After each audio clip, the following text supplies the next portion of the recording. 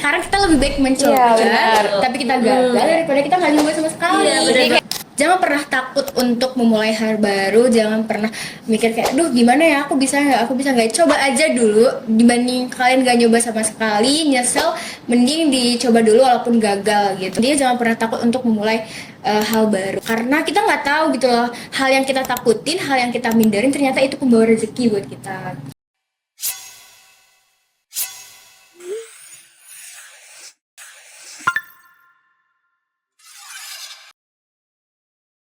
Halo Sobat PE, welcome to Podheim PE yang kali ini spesial banget karena kita collab bareng Kopmawan ye. Oke, halo semuanya.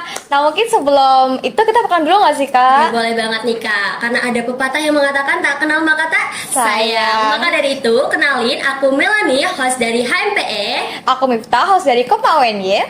Oke, hari ini kita mau bahas apa nih Kak Miftah? Wah ini kita bakal obrolin hal yang seru banget sih Kak, tentang seorang mahasiswa yang dia tuh nggak cuma aktif di kelas nih, tapi dia juga aktif berbagai bidang tau. Iya bener banget, jadi dari organisasi, kemudian MC, terus jadi BA, sampai jadi humas dan juga jadi mapres nih Kak. Wah keren banget ya, semuanya diborong ya Kak. Wah, Semuanya diborong. paket lengkap sih ini. Oke, mungkin penonton udah penasaran nggak sih? Kayak udah pengen ketemu ya Kak Iya, pastinya. bener. Oke langsung aja nih, kita sekarang udah bersama dengan narasumber kita yang keren banget itu. Langsung aja, halo Kak Rizda. Hai, halo Melanie, halo Miftah. Halo Kak. Oke, mungkin boleh nih Kak ceritain dulu kayak gimana sih kesibukan Kakak sekarang, sama perkenalan dong Kak biar yang lain juga pada kenal. Oke, sebelumnya aku mau perkenalan dulu ya teman-teman. Halo teman-teman semuanya, kenalin nama aku Rizda Emilia Rahab, biasa dipanggil Rizda, dari program studi Pendidikan Ekonomi angkatan 2023. Oke, apa lagi nih? Mungkin boleh nih sama Kak. kesibukan Kak. Pasti kayak hari ini apa gitu kan? Apalagi sekarang lagi semester berapa nih Kak? Sekarang udah semester 6. 6. Wah, itu sibuk-sibuknya ya pasti di perkuliahan juga. Kesibukannya sama kayak kalian, kuliah di semester 6, tugas, pusing tugas Iya, tentunya. bener banget. Terus untuk organisasi sendiri udah pensiun. Udah Cukup pensiun. di semester 1 sampai semester 5 aja. Gak mau nambah nih Kak? Enggak, Udah cukup ya Kak? cukup banget. Terus mungkin sekarang kesibukannya juga suka bikin konten. Terus untuk brand ambassador udah enggak, kemarin April kemarin. Terus kesibukannya selain itu juga lagi intern di Humas UNY sebagai konten kreator. Wah, Keren banget. ya. Oke, mungkin bisa diceritain nih Kak, awal mula Kakak Rizda buat menjalani karirnya itu kayak gimana? Mungkin dari awal masuk kuliah ya Kakak Oke. milih prodi pendidikan ekonomi ya Kak Rizda. Benar. Oke. Mungkin aku bakal ceritain sedikit sekilas dari SMA. Dulu aku ketika SMA itu kebetulan juga ngambil IPS ya. Oh, Sama aku IPS juga. IPS juga. Iya. Kak Miftah IPS juga. IPS dong. Nah, kebetulan aku dari IPS juga, dan sebenarnya dari SMA itu aku basicnya bukan di organisasi, tapi lebih basic ke akademik. Jadi kayak lebih sering ikut olimpiade kayak KSN, KSM, sama sering juga perwakilan buat olimpiade buat di perwakilan sekolah kayak gitu. Dan emang dari SMA aku tuh suka banget sama ekonomi, jadi kayak lomba-lomba KSN, KSM pasti itu bidangnya ekonomi. Dan kebetulan juga nih aku pengen banget sekolah di Jawa, dan aku memilih UNY tepatnya di Jogja, dan memilih prodi pendidikan ekonomi sebagai pilihan pertama di SNBP, dan langsung langsung go. Keren banget ya berarti. gitu.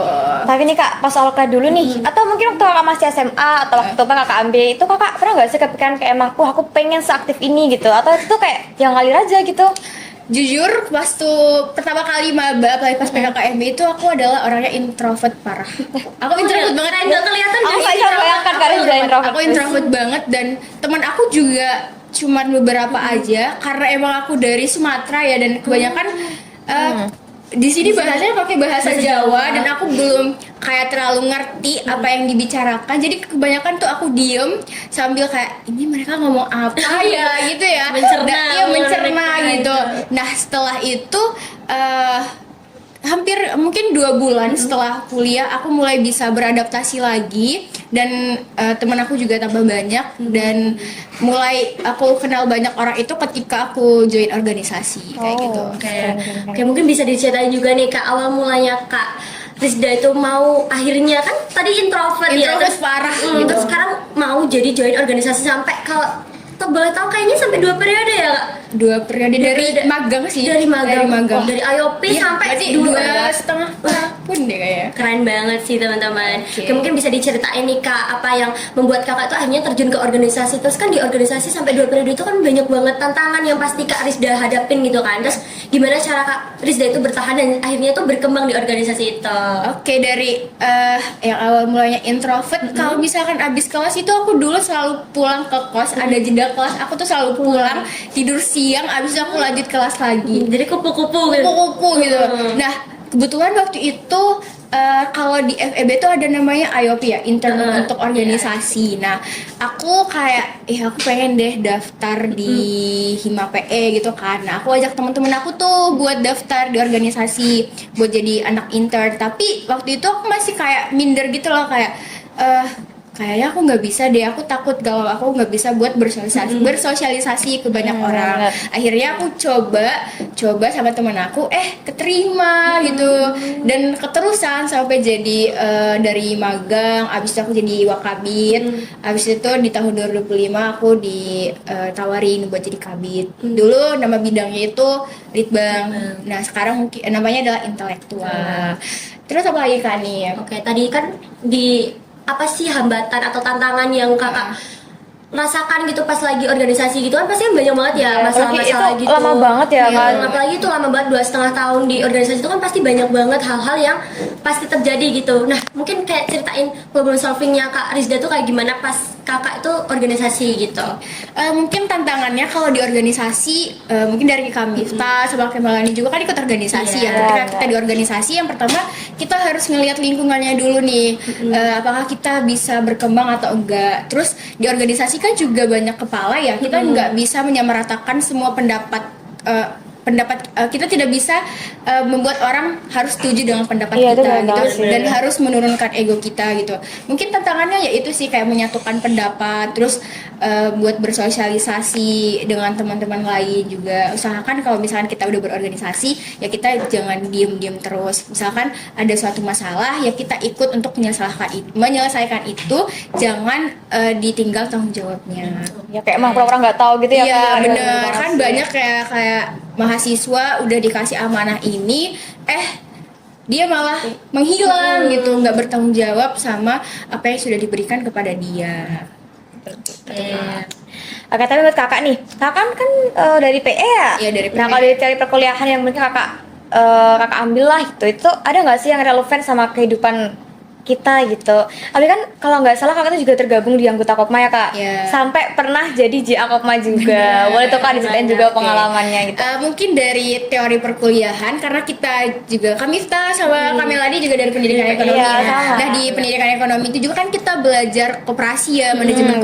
koperasi gitu. Terus untuk aku yang udah semester 6 ini juga belajar tentang, kita dapat matkul manajemen koperasi dan kita disuruh untuk observasi, dan menurut aku kayak itu kepake banget ilmunya ketika kita terjun ke lapangan langsung gitu loh. Dan betul kata Kak Miftah tadi, aku pernah join JA, junior assistant di Kopma, khususnya di bidang personalia, dan itu aku banyak banget insight yang aku dapat. Ternyata kayak gini loh cara rekrut karyawan, gitu, benar. cara ngitung gaji karyawan tuh kayak gini gitu, dan itu benar-benar menambah pengalaman aku gitu. Dan selain itu juga di Kopma tahun kemarin aku juga aktif di komunitasnya nih Kak, di ETC.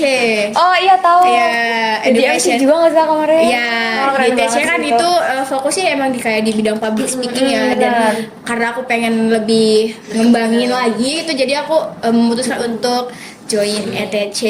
Sama dulu kalau di Kopma sering ini jadi apa sih, anggota teraktif ya. Oh gitu, iya, itu. yang saya ya suka ada itu sih. Ya. Keren banget nih Kak Rizda tuh, bener-bener keren banget nih. Oke, mungkin selanjutnya nih yang tadi itu yang bikin aku tertarik tuh Kak Rizda jadi MC di berbagai acara gitu ya. Jadi kayaknya kalau nggak salah jadi apa? Miftah menjadi BA juga ya tadi? Iya, aku Ya, tuh jadi BA. bener, aku sering banget lihat kakak tuh kayak jadi MC di BA gitu. Wah, itu keren banget sih, Kak. itu sih. Nah, mungkin itu yang bikin tertarik banget buat kita, karena kita juga kan pasti pengen ya berkembang kayak Kak Rizda itu gitu kan. Mungkin Gak cuma kita semua yang juga ya kak jadi wah inspirasi sih ini. mungkin bisa diceritain awal mulanya Kak Rizda itu akhirnya berkembang ke bidang yang MC dan juga sekarang jadi BA yang keren banget sih. Itu kayak jadi BA itu kayak keren banget gak sih Kak Miftah? Iya sih, serius. Jadi kita juga kan pengen ya pasti Makanya ya. kita harus mahasiswa tapi udah jadi wah brand ambassador nih. Oke. Jadi sebenarnya tuh awal mulanya dari aku magang di Hima. Nah, di situ ditawarin jadi mau nggak kamu jadi moderator. Awalnya tuh kayak aku minder kan, kayak aku nggak bisa deh gitu. Tapi teman aku bilang nggak apa-apa, coba aja dulu gitu Iya. kan. Kan sekarang kita lebih baik mencoba, Iya, benar. tapi kita gagal daripada kita nggak nyoba sama sekali. Iya, benar Jadi kayak banget. nyesel mending kan. ya mending Iya. nyesel nyoba daripada nyesel Iya, nggak nyoba ya kan. benar. Nah, Benar. jadi aku coba dan kok seru ya gitu kayak tampil di depan umum gitu. Terus sama ketika itu narasumbernya kebetulan dari dosen PE juga.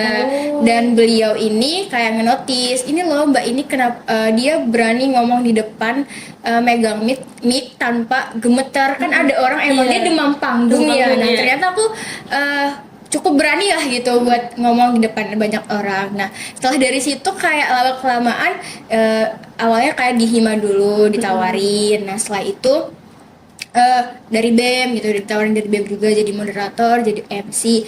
Terus kemarin juga di eventnya Wardah yang like By Wardah, ya, ya. Like by Wardah itu juga aku disuruh jadi moderator juga. Dan dari situ sih dari awal aku magang jadi anak Ayop jadi keterusan sampai sekarang gitu. Sekarang gitu mungkin dari Kak Rizda sendiri itu mungkin ada tips and trick buat teman-teman yang nonton ini kayaknya bener banget. pengen ya jadi kayak Kak Rizda kan dan Kak Miftah juga pengen Iya, dan pengen banget kayak sosok inspirasi nggak sih? inspiratif banget mungkin pengen dengar nih tips and trick khusus dari Kak Rizda di video ini. Oke, buat tips and triknya yang pertama adalah teman-teman jangan pernah takut untuk mencoba hal baru apapun itu. Terus gimana sih Kak caranya biar pede ngomong di depan?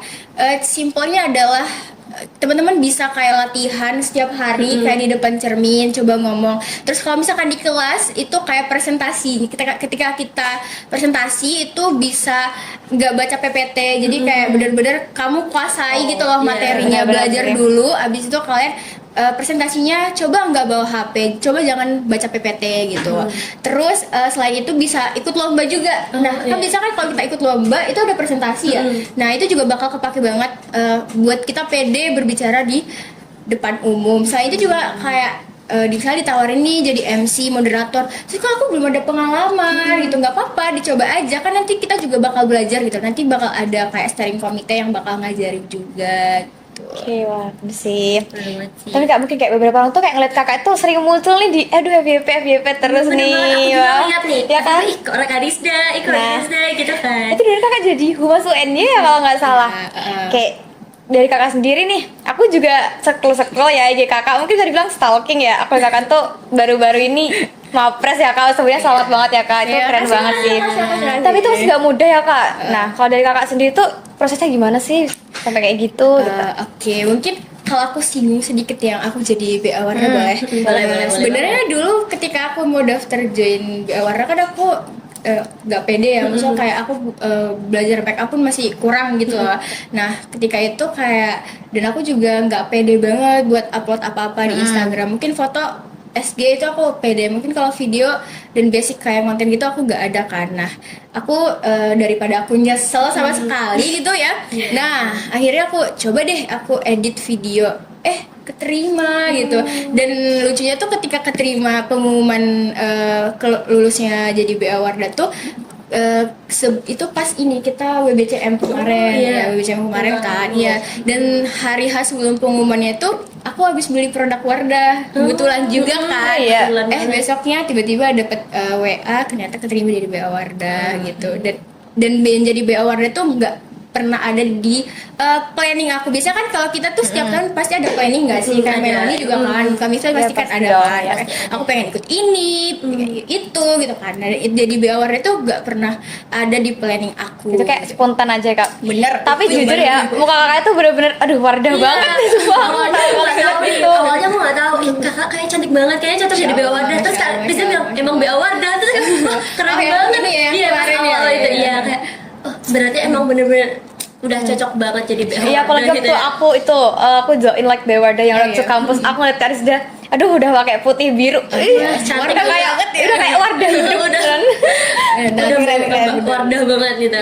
Nah, terus setelah itu karena aku semester 6 nih nggak ikut organisasi apa-apa, jadi kayak aku mau cari kesibukan. Nah, kebetulan lah Humas UN itu lagi buka Open recruitment. iya internship Iya, kan, kemarin aku internship. juga Dapilnya lihat. itu ada content creator, terus ada desainer sama desain sama videographer. Nah, mungkin teman-teman yang pengen jadi di Humas jadi nanti bisa setelah ini bakal ada oprek lagi. Nah, abis itu karena kalau misalkan kita daftar kayak gitu kan misalnya harus ada portofolio ya. Iya, benar. Nah, dari WA ini kayak ngebantu banget gitu loh teman-teman, kayak aku punya portofolio konten kayak gitu. Akhirnya aku coba deh daftar jadi konten kreator. Awalnya aku mikir kayaknya nggak bakal keterima deh gitu karena yang daftar banyak banget kan. Sekarang kan dekat univ ya Kak. Iya Jadi benar. kayak, wah, pesaingnya Pasti gitu. yang daftar juga yang anak-anak konten-konten gitu Iya. lah. Jadi kayak minder. Akhirnya kayak ya udah aku coba aja. Keterima dan sampai sekarang juga masih aktif konten gitu. Mungkin nih Kak, dari semua hal dari awal sampai akhir yang tadi Kak Rizda ceritain itu kan pasti banyak banget tantangan-tantangan yang Kak Rizda hadapin kan. Tantangan juga pasti tantangannya benar-benar besar-besar gitu kan. Kayak kita harus menghadapinya kayak gimana gitu. Cara Kak Rizda buat menghadapi tantangan dan juga apa sih tantangan terbesar yang pernah Kak Rizda hadapin selama Kak Rizda menjalani karir ini? Oke, mungkin tantangan terbesarnya adalah kayak sering ngerasa sendirian ya. Apalagi kalau misalnya capek, habis kuliah, rapa gitu kan. Gak ada sahabat tutok juga kan pasti kayak capek banget gitu ya, capek banget. Nah, mungkin tantangannya lebih ke overthinking ke diri sendiri Oke, bener gitu. banget sih. Buat masa depan, aduh gimana ya ini kalau misalkan kita gagal gimana ya gitu. Apalagi kalau sekarang aku udah semester 6 yang dibilang udah serius banget, bentar lagi mau skripsian gitu. Ini arah karirnya mau kemana gitu. Tapi aku tetap mengalir aja, lego aja kayak yakin bisa kok gitu. Tapi kamu nggak sih kayak burn out gitu? Sering burnout gitu sering gitu. Tapi nih Kak kan sibuk banget ya, kayak udah join sana sini, nggak cuma di internal juga eksternal. Gimana sih Kakak tuh buat manajemen waktu? Udah kan kita tuh kayak beberapa join satu aja udah keteteran Iya, gitu. bener-bener. Ya kan? Oke, dulu waktu lagi aktif-aktifnya organisasi kayak aku maba kayak kalian semester berapa sekarang? Semester dua. Semester 2 kan, ya, semester 2 tuh aku gila-gilanya organisasi. Sumpah.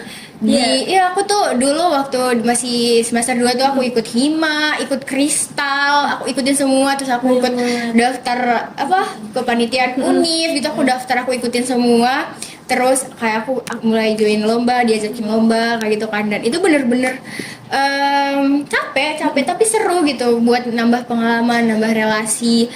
Dan cara manajemen waktunya aku biasanya pakai Google Calendar. Teman-teman pakai nggak? Iya, Nah, biasanya aku pakai Google Calendar, terus kayak aku tandain nih, misal ya reminder, misal tanggal segini aku ada kegiatan ini, tanggal segini aku ada kegiatan ini, atau enggak aku buat to-do list kira-kira yang paling mendekat kegiatan apa ya kayak gitu. Terus ya jangan lupa juga jaga kesehatan ya teman-teman. Oke. Kita boleh ikut semuanya, tapi kesehatan kita nomor Nomor satu. satu ya. Tapi nih Kak kan juga ya pasti ada kesibukan di kuliah ya. Itu Kakak kayak suka bentrok nggak sih dari Kakak sendiri? Sering, sekarang aja bentrok ini sebenarnya Iya. lagi kelas sebenarnya ini. Iya, Tapi tadi sukma ya Kak. Tadi Iya. dari apa aja coba? dari SBD. Lab ya. Ujian juga ya. Iya, SBD tadi nyambi ngerjain PPT buat besok presentasi, sambil revisi buat Senin ini ujiannya, seminar proposal juga. Udah Terus sempro juga ya. ya Senin nanti, terus tadi abis ujian Microsoft, abis itu kesini gitu. Jadi emang bener-bener sibuk banget dan harus pintar-pintar Wow, buat manajemen manajemen waktunya waktunya. gitu ya. Mungkin dari teman-teman yang nonton juga bisa lihat contoh atau tips and trick dari Kak Rizda ini buat bagaimana sih manajemen waktu dengan benar gitu. banget sih. Oke, mungkin dari semua perjalanan ini itu apa sih Kak hal yang berharga yang pernah Kak Rizda dapetin dari semuanya ini? Hal yang paling berharga adalah aku ketemu sama sosok diri aku yang baru gitu. Kayak berani keluar dari zona nyaman yang mungkin dulu kalau aku selalu merhatiin gitu loh perkembangan aku dari tahun ke tahun. Dari tahun 2026 sekarang, terus aku bandingin lagi di tahun 2025, 2024 itu bener-bener menurut aku jauh sekali berkembang dari yang akunya pemalu, sekarang udah berani ngomong di depan kamera, di depan banyak orang, terus berani mengutarakan pendapat, lebih pede lagi. Terus sekarang juga udah suka terjun ke make up. Kayak gitu dulu aku kurang pede banget buat make up. Sekarang aku udah lebih percaya diri. Terus itu sih lebih aku berani keluar dari zona nyaman aku sendiri gitu. Oke, mungkin kakak ada nih pesen buat mahasiswa yang kayak itu sekarang masih ragu gitu buat berproses, kayak masih, aduh aku berani nggak ya, aku bisa nggak ya, kan kebanyakan sekarang kayak masih pada stuck di zona nyamannya gitu loh kak. Iya. Ini sih buat teman-teman semua yang nonton podcast hari ini, jangan pernah takut untuk memulai hal baru, jangan pernah mikir kayak, duh gimana ya, aku bisa nggak, coba aja dulu, dibanding kalian gak nyoba sama sekali, nyesel, mending dicoba dulu walaupun gagal gitu. Jangan pernah takut untuk, intinya jangan pernah takut untuk memulai hal baru gitu, karena kita nggak tahu gitu loh, hal yang kita takutin, hal yang kita mindarin ternyata itu pembawa rezeki buat kita gitu. Iya bener banget sih. Oke, mungkin cukup sekian ya untuk obrolan hari ini Iya, yang itu seru banget seru ya banget, ngomongin sumpah. kita hari ini, banyak banget insight baru ya kak. Iya, yang bisa kita yang- ambil ya tadi ya. dari perjalanan Kak Rizda dari awal masuk sampai sekarang gitu ya. Dan harapannya juga cerita itu bisa jadi motivasi ya Iya, buat teman-teman bener. yang nonton atau teman-teman yang sekarang tuh masih takut gitu buat berproses ke depannya, yang masih stuck di zona nyamannya gitu. Oke, mungkin terima kasih banyak ya Mbak Rizda atas sharing hari Benar. ini tentang Makasih ya. hari ini. Tentang ilmunya juga udah dibagikan tuh sih bermanfaat banget Iya, sih buat kita teman-teman yang semua. nonton itu pasti benar-benar bermanfaat banget buat kalian yang ingin berproses untuk menjadi lebih baik lagi. Betul sekali. Oke, terima kasih juga ya buat kalian nih yang udah nonton Pod HMP Collab Edition bareng Koma UNY. UNY. Oke, mungkin bisa nih kak kita dadah-dadah dulu ke penonton. Oke ya. Oke, see you. Di episode berikutnya. Bentar ya.